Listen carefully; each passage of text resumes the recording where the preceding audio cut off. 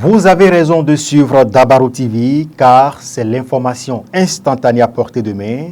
Amis internautes de Dabarou TV, bonjour et bienvenue dans la revue hebdomadaire de ce samedi 30 septembre 2023. Le lundi 25 septembre dernier, votre journal titré en manchette « Centre de formation au métier de l'audiovisuel et du numérique CFOMAN Dabarou ». Tout ce qu'il faut savoir sur les filières disponibles, la rentrée prévue pour le 30 octobre prochain. Le centre de formation au métier de l'audiovisuel et du numérique CFOMAN Dabarou ouvre à nouveau ses portes pour la rentrée académique 2023-2024. Pour le compte de cette quatrième promotion, plusieurs filières de formation tant dans le domaine de l'audiovisuel et que du numérique sont disponibles pour toutes les personnes désireuses de se faire former, des filières qui offrent aux étudiants la possibilité d'apprendre ou de travailler dans plusieurs secteurs d'activité au thème de la formation, le graphisme, le cadrage et montage, la modélisation 3D, la photographie, le web design, l'informatique de base, le pilotage de drones, la oratoire et technique de prise de parole en public et enfin l'initiation au métier du journalisme, presse écrite, radio, télévision et la presse en ligne. C'est la panoplie de formation que le centre de formation CFOMAN Dabarou met à la disposition de ses futurs apprenants de la quatrième promotion. Chacune des filières citées débouche sur un certain nombre de métiers qui puissent permettre à l'apprenant d'avoir plusieurs cordes à son arc au thème de sa formation. Célébration de la Gani au Bénin, au cœur de la première et authentique fête identitaire au Bénin. Dans sa parution du mardi 26 septembre 2023, le quotidien Dabarou faisait un zoom sur la Gani et nous informait que c'est une fête identitaire, j'y arrive, des communautés Batono et Bo du Bénin, célébrée chaque année dans l'empire de Niki.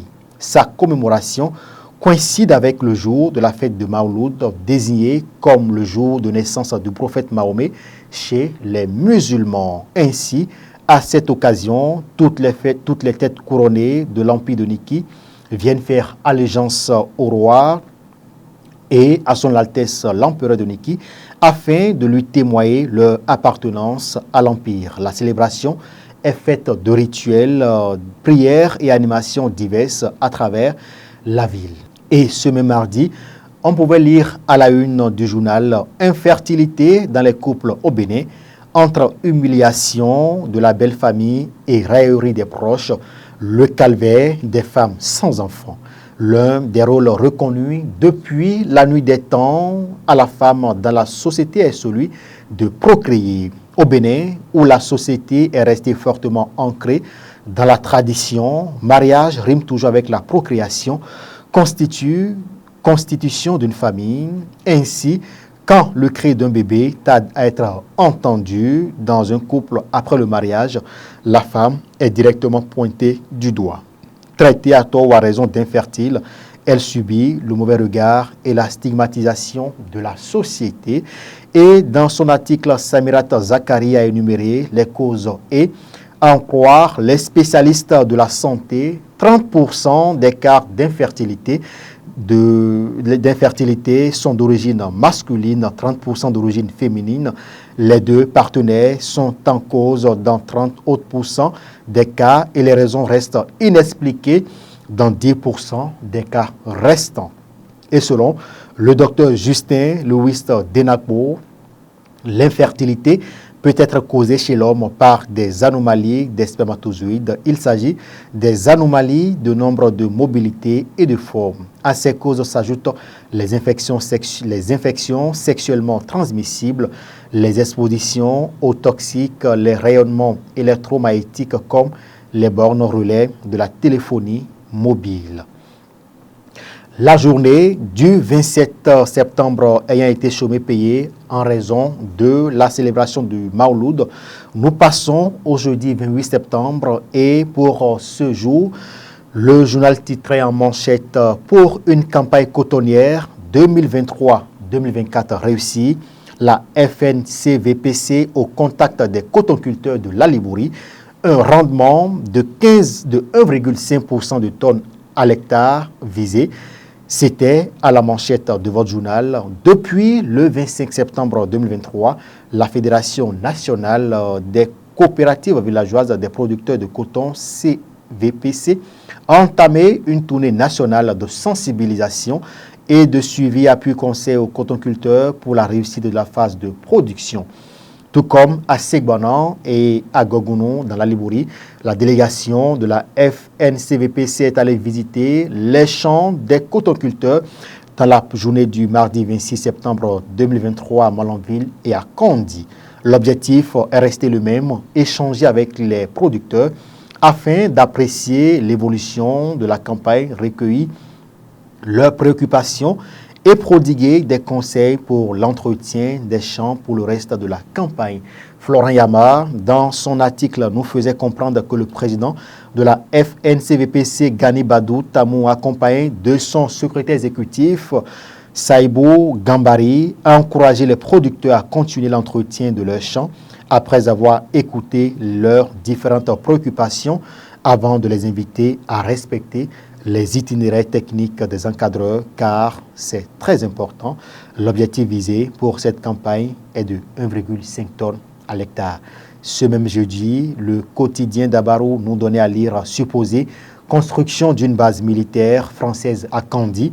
Le porte-parole du gouvernement béninois réagit et selon lui, aucune base militaire française n'est en construction dans notre pays et davantage pas dans le département de la Libourie. C'est d'ailleurs la substance de la réaction du porte-parole du gouvernement béninois Wilfried Léandre Humbedi à travers un communiqué publié sur le site du gouvernement. Cela fait suite à un enregistrement audio de l'émission Revue de presse africaine de la radio France Internationale RFI du mardi 26 septembre 2023 qui circule sur les réseaux sociaux. Je tiens à préciser que s'il en est constant que j'ai affirmé en temps utile que nous bénéficions de l'appui d'instructeurs français, belges et américains notamment, aucune base militaire française n'est en construction dans notre pays et davantage pas dans le département de la Libourie, a laissé entendre le porte-parole du gouvernement, Wilfried Léandre Humbedi. Par ailleurs, il est de notoriété que les instructeurs français et belges dont il s'agit sont repartis depuis plus de 6 mois que leur mission s'est achevée. Nous passons au vendredi, le vendredi 29 septembre 2023, le quotidien d'Abarou plaqué en manchette, titre en manchette, j'y arrive, Gani édition 2023 Niki, coup d'essai, coup de maître pour le nouvel empereur. Le label réussite qui confirme l'authenticité de la Gani. Niki, la cité impériale a accueilli depuis le mercredi 27 septembre 2023 la célébration de la Gani après la sortie des tambours sacrés, la veille annonçant cette grande fête traditionnelle et identitaire de la communauté Batonou-Ebo. Place a été faite au Sonirou. Et le jeudi 28 septembre, plusieurs activités étaient au menu des festivités. Et celle tant attendue des festivaliers a été le parcours rituel du nouvel empereur, son Altesse Sero Toro Tuko Sari. Un parcours qu'il a effectué, lui, son premier ministre Sinandou Wirou, ses frères et d'autres avec succès. Un rituel suivi par la ministre du numérique, digne fils de la commune de Niki.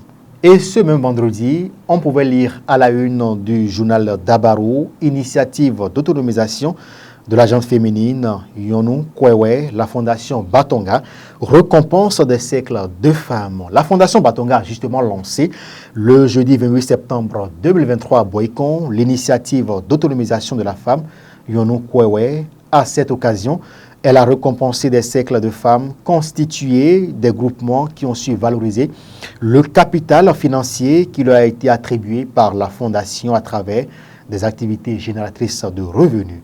Wilfried Ayné, dans son article, nous faisait comprendre que l'initiative est née pour la résilience économique des jeunes femmes des siècles récompensés. Elle vise également à renforcer l'autonomisation économique de ces dernières à travers des activités génératrices de revenus.